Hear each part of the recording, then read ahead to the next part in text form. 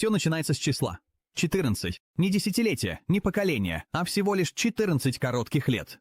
Именно столько времени, по словам ученых, у нас осталось до того момента, как астероид размером с город по имени Апофис опасно приблизится к Земле. 14 лет могут показаться вечностью, пока не осознаешь, что это столько же, сколько прошло с момента выпуска последнего айфона без камеры. 14 лет назад половина мира даже не знала, что такое ТикТок. Вот насколько быстро летит время. И если вы уже слышали разговоры об Апофисе раньше, то это потому, что этот астероид не нов. Его обнаружили еще в 2004 году, и даже тогда ученые были обеспокоены. Но теперь, что-то изменилось.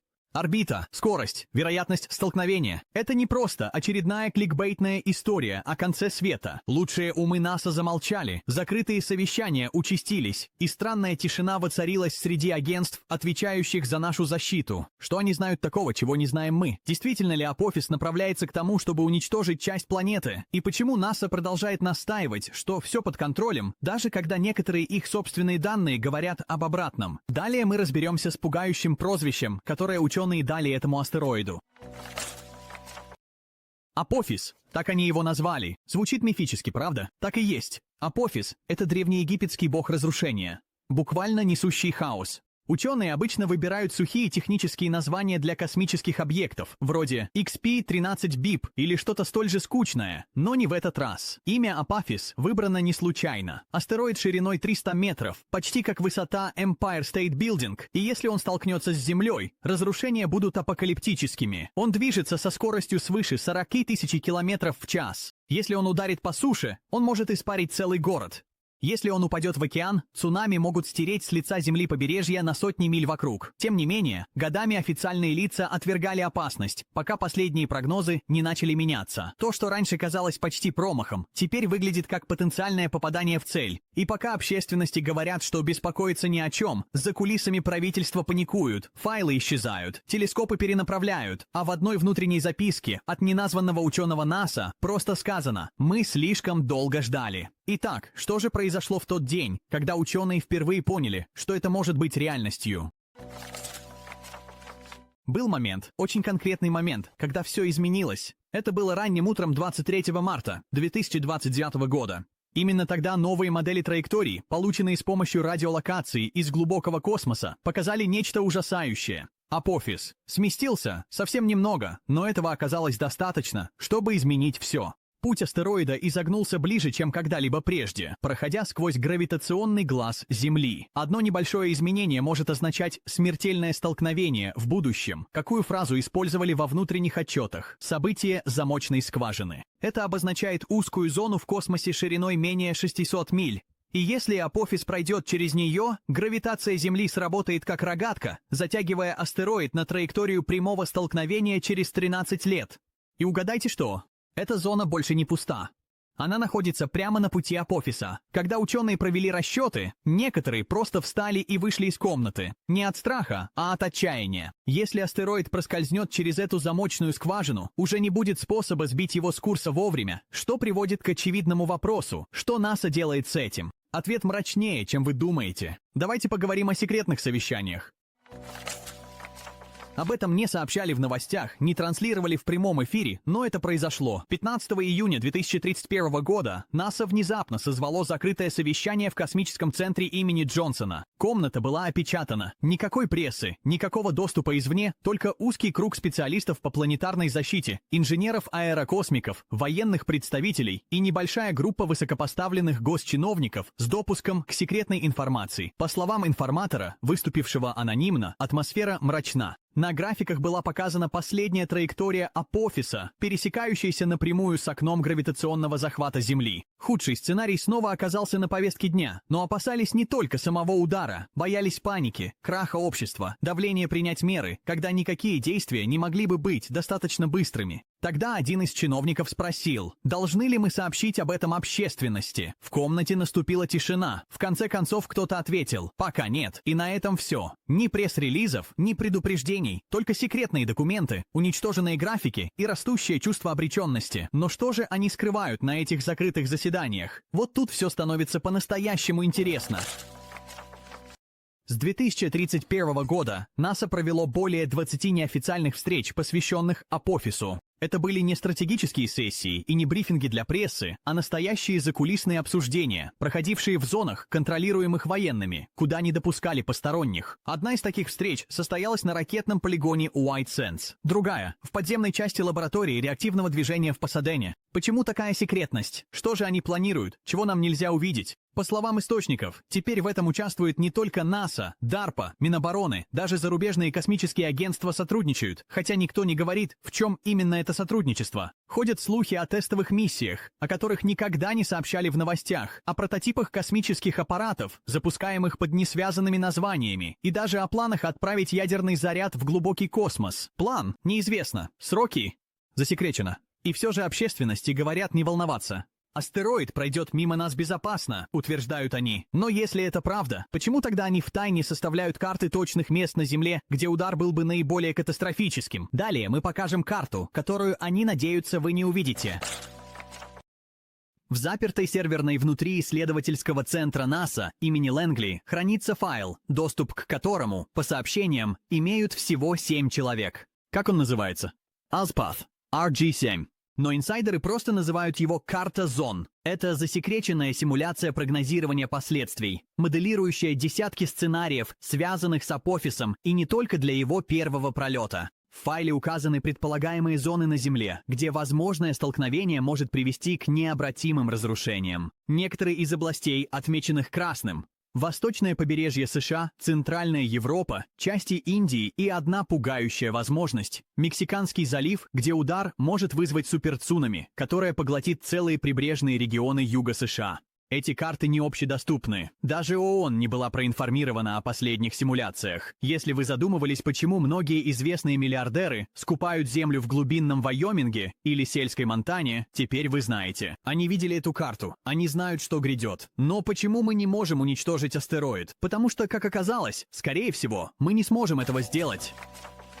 Голливуд любит показывать, как астронавты сверлят астероиды и закладывают в них бомбы, будто это работа на выходные, но реальность куда менее кинематографична и пугающая. Апофис — не легкий камень, который можно выбить с орбиты космическим молотком. Это монстр. Космическая гора из плотного никеля, железа и, возможно, пористых скальных кластеров, способных поглощать удары как губка. Хуже того, его вращение нерегулярно. Это значит, что он не просто летит, а кувыркается. Это делает любую миссию по посадке или попытки отклонить его почти невозможной. Инженер НАСА описал это так: это как посадить скрепку на пулю с завязанными глазами. Даже если бы мы смогли ударить по нему чем-то мощным, например, ядерной боеголовкой, есть ужасающая возможность. Мы можем просто разбить его на несколько меньших, но не менее смертоносных кусков. Получится дробовой выстрел вместо одной пули. Вот почему военные так молчат. Вот почему совещания проходят в тайне. Потому что остановить Апофис может быть сложнее, чем пережить его. И некоторые считают, что НАСА вовсе не пытается его остановить, а готовится к тому, что будет потом.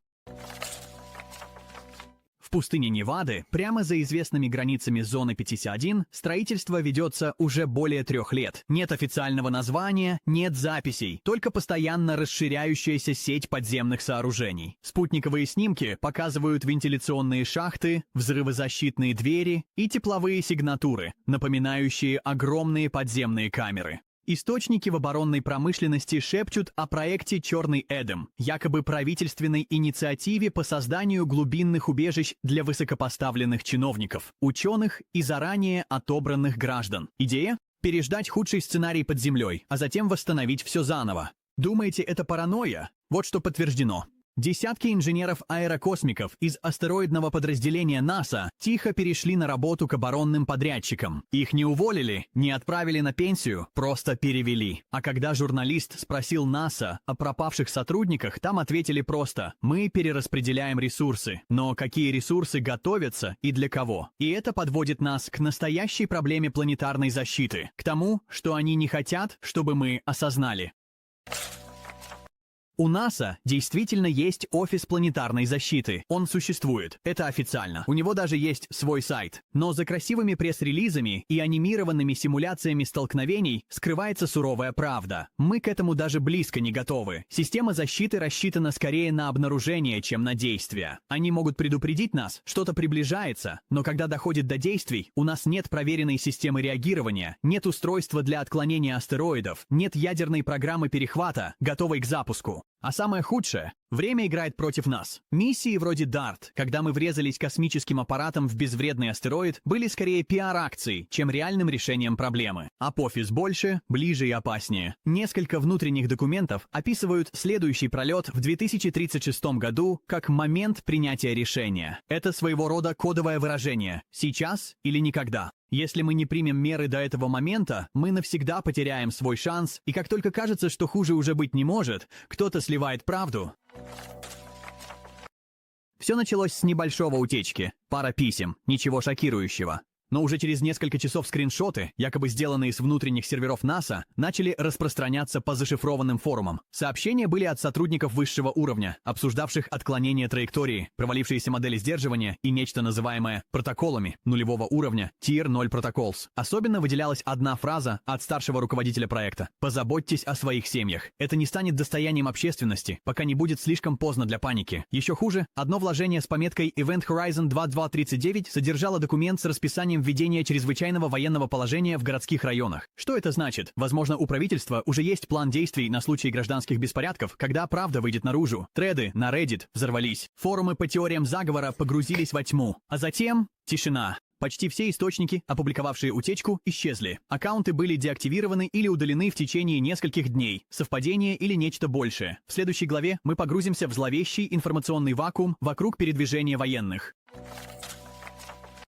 Одна странная закономерность начала проявляться примерно в конце 2032 года. Военные объекты, которые обычно были открыты для общественных экскурсий или наблюдения со спутников, внезапно ограничили доступ. Форт Грилли на Аляске, база космических сил Ванденберг в Калифорнии, высокогорный тренировочный центр в Колорадо. Все они погрузились во тьму. Никаких объявлений, никаких обновлений, только полная оперативная тишина. Затем последовали переводы.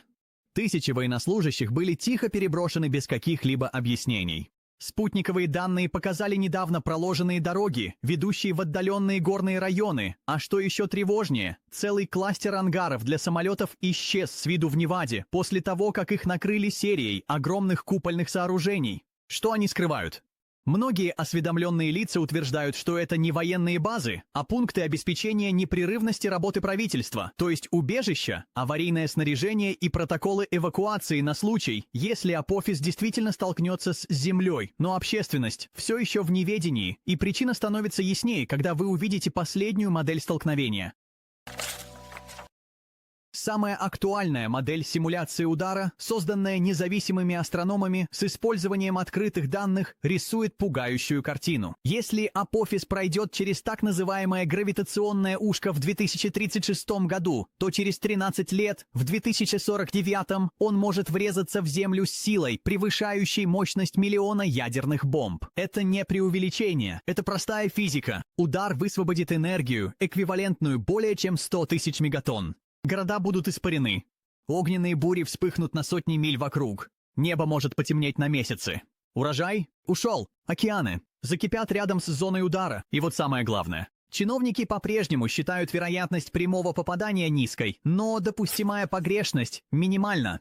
Полградуса отклонения в траектории – это все, что отделяет выживание от вымирания.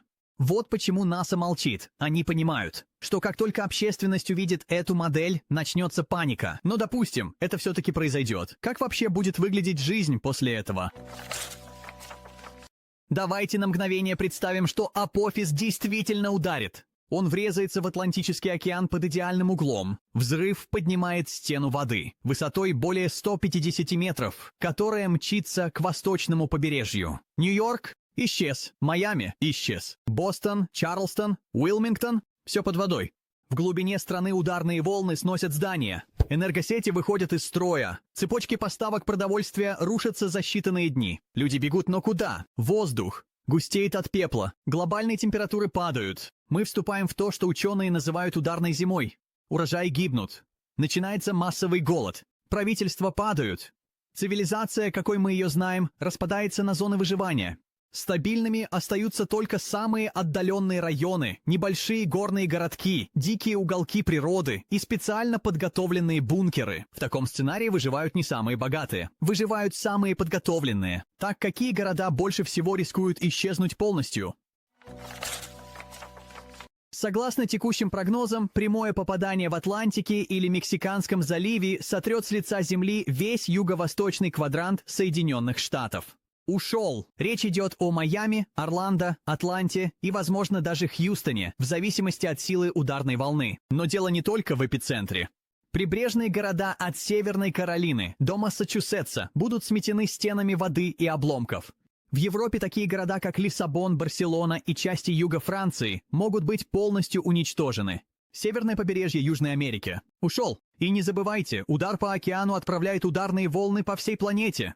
Цунами обогнут земной шар и ударят по западному побережью Африки, а последствия – он разнесет мелкие частицы пыли и золы по всем континентам, затянет небо и перекроет солнечный свет. Это не локальная катастрофа. Это глобальное бедствие, поэтому богатые не планируют просто покинуть город. Они собираются покинуть поверхность. По всему миру разворачивается тихая гонка, не в небе, а под нашими ногами. Миллиардеры строят бункеры. Не просто безопасные комнаты, не укрытия от ураганов, а полноценные подземные убежища. Некоторые из них замаскированы под роскошные дома.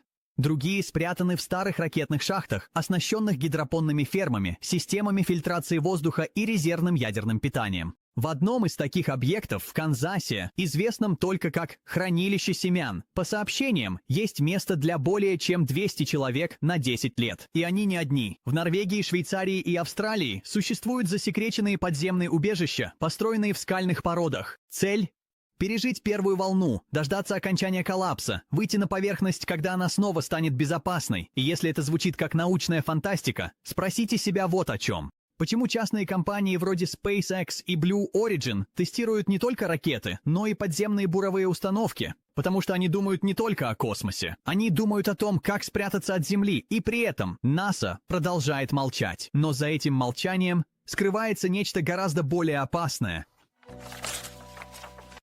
Когда Илона Маска спросили, почему Марс, его ответ прозвучал как шутка. Потому что у Земли есть срок годности. А что, если это была не шутка? А что, если он знал что-то, чего не знаем мы? В последние годы крупные инвесторы и технологические миллиардеры вложили миллиарды в колонизацию других планет, исследования Криосна и орбитальные станции. И не только ради исследований, но и ради побега. SpaceX, Blue Origin и даже аэрокосмические стартапы, поддерживаемые оборонной промышленностью, сейчас работают над системами жизнеобеспечения для длительного пребывания на орбите. Тихо, в тайне. Цель – не просто наблюдать из космоса, а покинуть Землю. В одной из утекших финансовых записей руководитель SpaceX использовал термин «селективная миграция». Перевод – список тех, кто сможет выбраться, если Земля пострадает. НАСА, они тоже вовлечены. По сообщениям, уже проведена серия совместных учений по чрезвычайным ситуациям под кодовым названием «Исход» на засекреченных стартовых площадках. Но как убедить общественность в безопасности, если элита готовится к бегству? Вот неприятная правда. Если бы НАСА признала, что Апофис действительно может столкнуться с Землей, начался бы хаос, беспорядки, обвал рынков, массовая миграция. Поэтому они выбрали другой путь – сдерживание через дезинформацию. Публичные их обновления звучат обнадеживающе. Низкая вероятность столкновения, нет непосредственной угрозы. Мы следим за ситуацией. За этими заголовками скрываются документы с пометкой «Стратегия психологического сдерживания». Это реально. Подход прост. Задерживать раскрытие информации, пока уже невозможно действовать. Почему? Потому что когда в 2036 году произойдет событие с гравитационным ключом, пути назад уже не будет. Но к тому времени общество будет погружено в иллюзию нормальности. Никаких бунтов и восстаний, только ошеломленная тишина, когда отсчет начнется по-настоящему. Бывший консультант НАСА выразился прямо: проще похоронить правду, чем похоронить мертвых. Но могут ли они ошибаться? Возможно ли все-таки, что Апофис пролетит мимо нас? Будем объективны. Есть вероятность, что Апофис пройдет мимо, и она вполне реальна. Астероид может пролететь мимо этой гравитационной ловушки, промахнуться мимо ключевого участка всего на несколько сотен миль и больше никогда не представлять угрозы Земле. Космос непредсказуем. Приливные силы, солнечная радиация, гравитационные воздействия других планет. Все это может отклонить астероид с курса. НАСА все еще надеется на такой исход. Мы тоже. Но тревога не только в том, столкнется ли он с Землей. Проблема? Мы не готовы ни к одному варианту. Если он пролетит мимо, мы вздохнем, но не научимся. Если не пролетит, времени не будет. Никаких технологий, никакого плана, никакой реальной защиты. Только 14 лет потрачены на самоуспокоение и молчание. Так что пока остается надежда, остается и неопределенность с тревогой. И поэтому за каждой улыбкой на пресс-конференции НАСА скрывается невысказанный вопрос. Что если у них осталась только одна попытка? Существует слух, который передают шепотом в научных кругах. Это миссия последнего шанса. Нет пресс-релизов, страниц для сбора средств или прямой трансляции запуска. Только одно название – проект Гелиос. Говорят, что он включает модифицированную версию ядерной двигательной программы «Орион». Космический аппарат, достаточно мощный, чтобы успеть добраться до апофиса и, возможно, подтолкнуть, сдвинуть или взорвать его поблизости. Некоторые утверждают, что он уже строится. Другие говорят, что проект закрыли много лет назад, и он существует только в теории. Известно, что если миссия есть, запуск пройдет тайно, без огласки. Если она провалится, никто не узнает, что попытка была предпринята. Насколько тонка эта грань? Одна миссия, один шанс, один результат. Время идет, и оно отсчитывает не только до удара. Оно отсчитывает время до решения. И когда наступит этот последний момент, будет уже слишком поздно что-то менять. 14 лет, вот и все. В космических масштабах это ничто, всего лишь миг. Но для нас это все. Обратный отсчет реален. Об этом знает НАСА и Пентагон. Об этом знают миллиардеры, скрывающиеся в пустыне. И, возможно, теперь знаете и вы. Это не просто история об астероиде. Это история о правде, времени и доверии. Это о том, что происходит, когда небо становится угрозой, а те, кто поклялся нас защищать, выбирают молчание вместо паники. Может быть, апофис пролетит мимо, может быть, Земле повезет еще раз. Возможно, это предупредительный выстрел, последнее испытание, момент, когда человечество вынуждено спросить себя, мы наблюдаем конец с наших крыш, или мы то поколение, которое всерьез воспримет угрозы из космоса, потому что обратный отсчет не замедляется. Он уже начался.